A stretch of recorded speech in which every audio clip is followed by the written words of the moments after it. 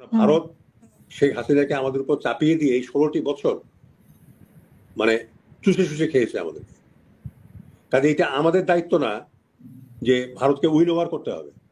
হুম আহ, এখানে আহ, যে আমাদের যে জিনিসটা মনে রাখতে হবে, ভারতেরই উচিত কিন্তু যত ক্ষতি হয়েছে আমাদের, এই যে একটা আঘাত আমরা পেয়েছি, এটাকে মেরামত করার কাজ কিন্তু ভারতেরই। তো হচ্ছে উল্টা, ভারত করতেছে উল্টা। তো উল্টা করে ভারতেরই ক্ষতি হবে। এখন এই ঠেলতে ঠেলতে ঠেলতে ঠেলতে যদি এমন একটা জায়গাতে নিয়ে যাওয়া হয় আমাদেরকে, তো তখন কি হবে? জি আমরা তো মিলেমিশে থাকতে চাই, এবং অবশ্যই থাকবো আমরা। ভারতে আমাদের এরকম কোনো ক্ষতি করতে পারবে বলে মনে হয় না। আর ওদের হিন্দু কার্ডও কিন্তু ফেল করে গেছে। তো অতএব আমি বলবো গুড সেন্স মাস্ট প্রিভেল। আমরা সৎ প্রতিবেশী হিসেবে থাকতে চাই। তবে আমি এখন মনে করি এটা ভারতেরই দায়িত্ব আমাদেরকে নির্ভর করা, যে যে অপকর্ম যে পাপ তারা করেছে শেখ হাসিনাকে আমাদের ঘাড়ে চাপিয়ে দিয়ে। হাসিনাকে ছাড়বে না। হাসিনা যদি অন্য দেশে যাইতে চাইতো এখান থেকে দিয়ে দিত না ভারত, ও প্লেনকে গুলি করে ফেলে দিত।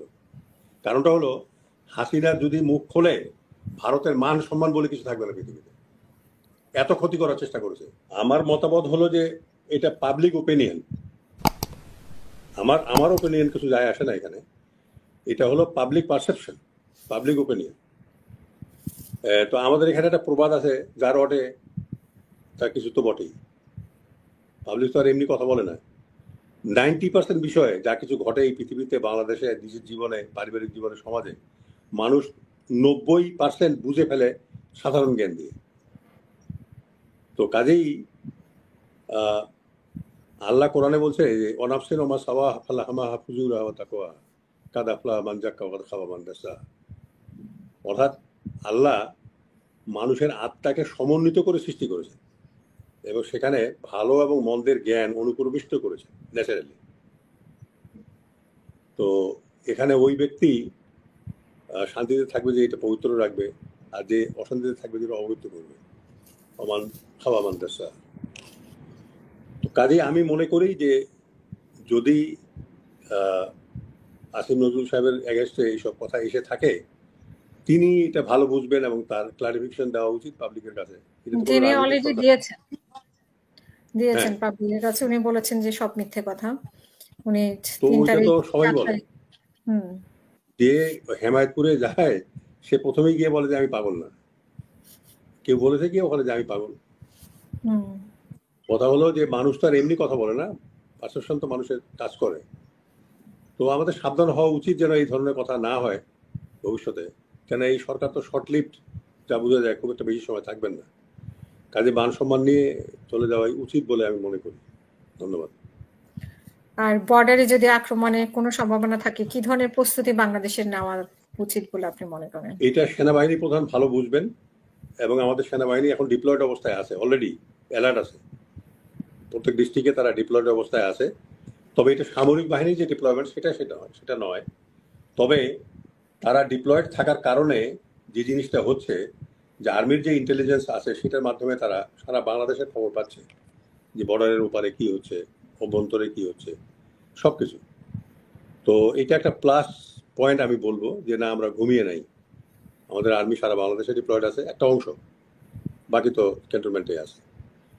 এইটা একটা। এবং যদি সেনাবাহিনী প্রধান মনে করেন যে না এটা ক্রেডিবল থ্রেট আসতে পারে ভারতের তরফ থেকে, তাহলে আমাদের যে প্রস্তুতি নেওয়া উচিত সেটা নেওয়া উচিত, এবং সেইভাবে আমাদের আহ, যে সামনের যে কর্মকাণ্ডগুলো সেইভাবে নিয়ন্ত্রণ করা উচিত বলে আমি মনে করি। তবে আমরা সবাই যে আলোচনা করে যেটাতে আমরা সিদ্ধান্তে আসলাম, সেটা হলো এটা এক ধরনের কতগুলো জিনিস কাজ করে ওখানে। সিভিল সাইডে হলো ভোটের রাজনীতি। বাংলাদেশের হিন্দুদেরকে যদি নির্যাতিত দেখা যায়, দেখানো হয়, তাহলে ভারতের হিন্দুরা বেশি করে ভোট দেবে। আর এই সরকার, ভারতের যে সরকার, এটা তো একটা হিন্দুত্ববাদী সরকার। এদের ধর্ম নিয়েই হলো মেইন এদের কারবার। অর্থনৈতিক উন্নয়ন, অন্য উন্নয়ন, এইসবগুলোর কিছু নাই। তো ওখানে প্রতিপক্ষ হলো মুসলমান, আর বাংলাদেশের প্রতিপক্ষ হলো হিন্দু। তো মুসলমানদের বাড়ি দখল করো, বাড়ি ভেঙে ফেলো, মসজিদ দখল করো। ওয়াকফ বোর্ড উঠে দিয়েছে, উঠে দিয়ে ওখানে ওই সব এখন শিব মন্দির না হলে যেমন আজমির শরীফকে বলে বসছে যে শিব মন্দির। সেদিন একজন দীনেশ দীনেশকে ভোরা তার বক্তব্য শুনলাম ইউটিউবে, খুব ভালো। আপনারা পারলে শুনবেন। উনি বলেছেন যে নরেন্দ্র মোদী ভারতের সিভিল ওয়ারের দিকে নিয়ে যাচ্ছে, এবং উনি স্পষ্ট করে বলেছেন যে আজমির শরীফে যত মুসলমান যায় তার সাথে বেশি যায় হিন্দু ভারতে। বলতে আমি নিজেও গিয়ে ওখানে মাথা ঠেকিয়েছি। কাজেই ওটাকে রক্ষা করার জন্য মুসলমানের চাইতে হিন্দুরাই যাবে বেশি আজমির শরীফকে রক্ষা করার জন্য।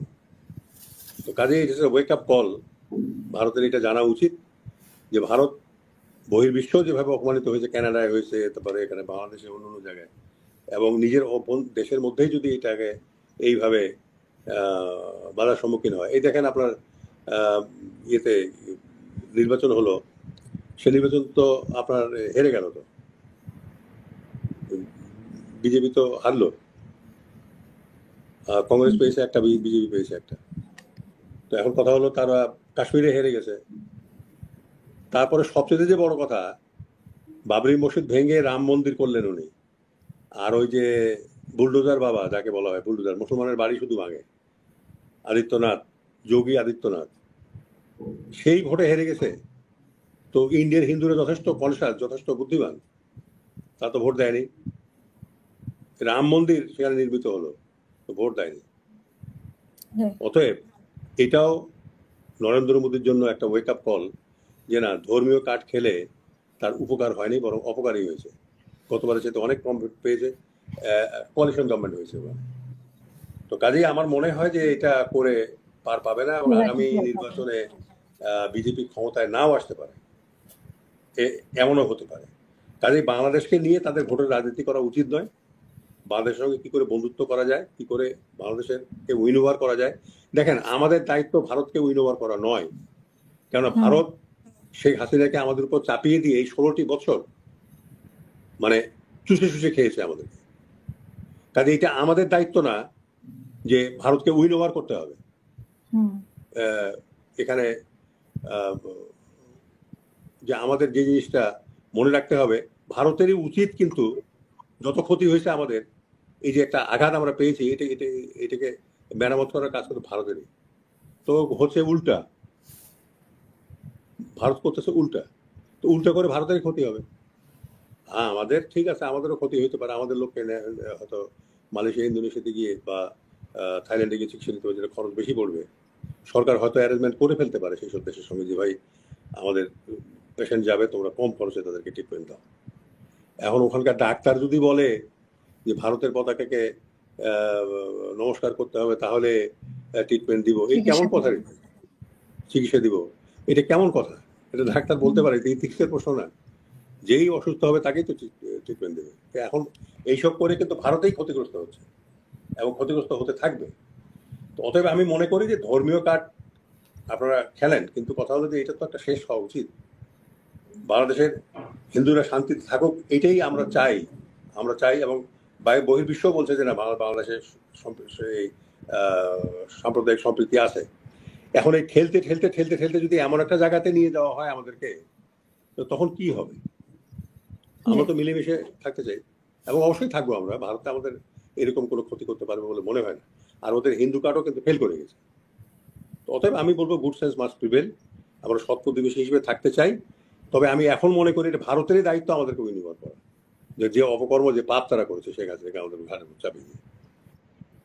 প্রশ্নটা হলো ফজলুল স্যারের কাছে। প্রশ্নটা হলো, স্যার, বাংলাদেশে রয়ের অনেক এজেন্টের কথা শুনি বা রয়ের কথা শুনি, এদের নির্মূলের ব্যাপারে কোনো পরামর্শ আছে কিনা আপনার? নির্মূলের ব্যাপারে কোনো পরামর্শ আছে? কি জবাব দিব? জি স্যার, দিয়ে ফেলেন। এই কিছুদিন আগে এয়ারফোর্সের একজন অফিসার মুসলমান ভারতের এজেন্ট হিসেবে ধরা পড়েছে এবং তার কোর্ট-মার্শাল হয়ে শাস্তি হয়েছে।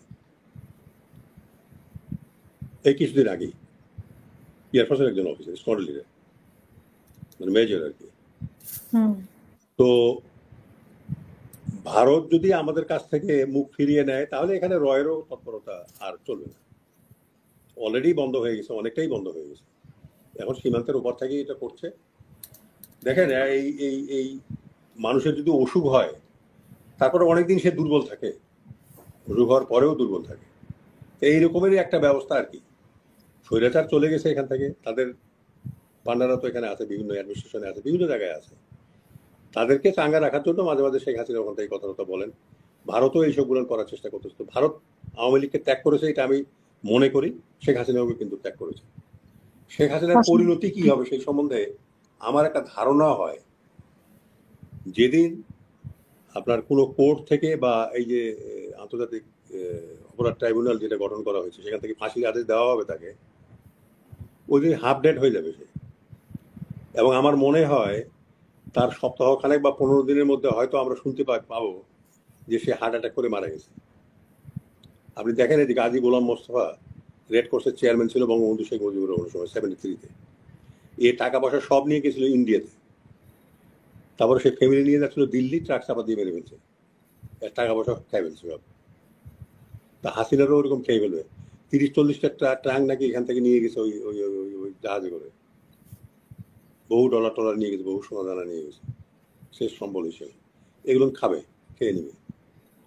অতএব আমি মনে করি তারও পরিণতি, কেন হাসিনাকে ছাড়বে না। হাসিনা যদি অন্য দেশে যাইতে চাইতো এখান থেকে দিয়ে দিত না ভারত, ও প্লেনকে গুলি করে ফেলে দিত। কারণটা হলো হাসিনার যদি মুখ খোলে ভারতের মান সম্মান বলে কিছু থাকবে না পৃথিবীতে। এত ক্ষতি করার চেষ্টা করেছে, এত ক্ষতি তাহলে করেছে। হাসিনাকে কি অন্য দেশেও যেতে দিবে না? অন্য দেশে যেতে দিবে না, বাংলাদেশেও আসতে দিবে না।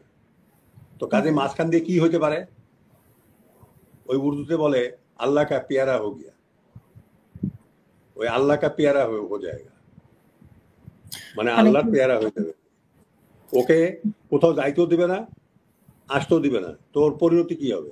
ওকে কি ওখানে খুঁজবে? করবে না।